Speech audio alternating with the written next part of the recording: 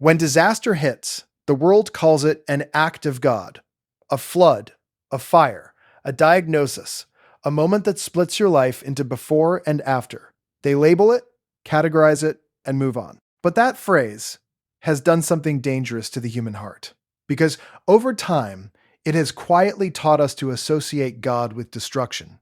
It has trained us to believe that when life falls apart, God must be behind it. So we imagine him distant, detached, maybe even orchestrating the chaos, sitting on a throne somewhere far away, watching everything unravel. But what if that picture is completely wrong? What if we've been misreading God this entire time? Let's clear the board. From the very beginning, the language of God has always revealed his heart.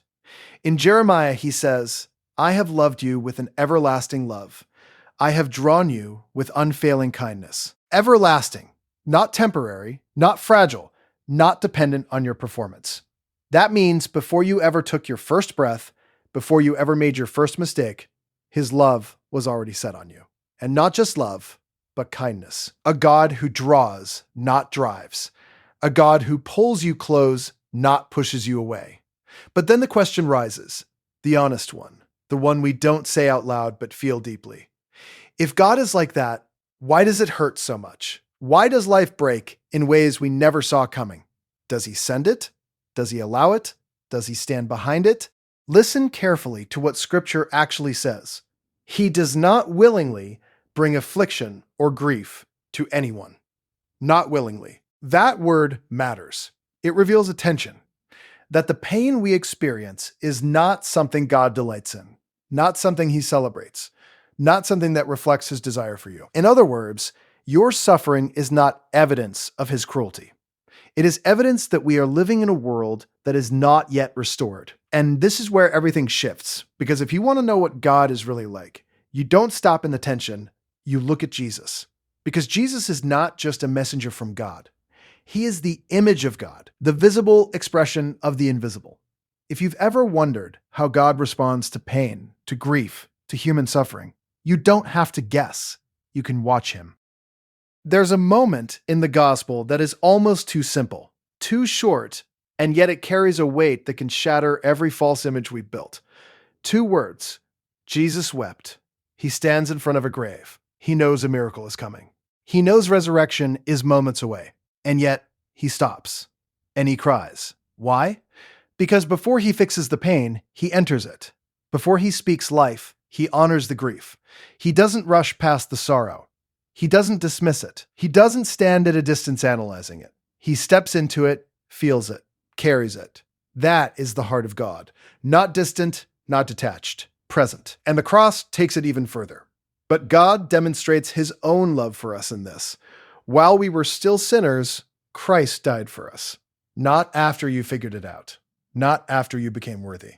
In the middle of your brokenness, in the middle of your mess, in the middle of a world falling apart, he stepped in. That is not the action of a God who causes suffering for sport. That is the sacrifice of a God who would rather suffer with you than live without you. But still, the tension remains, because even Jesus said it plainly. In this world you will have trouble. Not might, not maybe. Will. This is the reality of a world marked by free will, fractured systems, and decay. Things break. Bodies fail. People hurt each other. Creation itself groans under the weight of it all. But Jesus didn't stop there. He said, "Take heart. I have overcome the world." Meaning the storm may come, but it does not get the final word. The pain may be real, but it is not ultimate. The darkness may feel overwhelming, but it is not permanent. And then comes the promise that anchors everything. So do not fear, for I am with you. Do not be dismayed, for I am your God. I will strengthen you and help you. I will uphold you with my righteous right hand. Notice what he doesn't say. He doesn't say, I will make sure nothing bad ever happens. He says, I will be with you, in it, through it, inside the storm, not outside of it. So maybe we've been looking in the wrong place all along. Maybe we've been searching for God in the disaster itself, asking, why did he do this? When the better question is, where is he right now? Because you might start to see him in the strength that showed up when you thought you were done, in the person who walked in at the exact moment you needed them, in the peace that doesn't make sense, the kind that guards your heart even when everything around you is shaking. Scripture says he is close to the brokenhearted and saves those who are crushed in spirit. Close. Not far, not absent, close. You are not a joke to God. You are not forgotten. You are not a random casualty in a meaningless world. You are seen, known, and loved with a depth that drove God himself to step into human suffering and carry it on his own shoulders.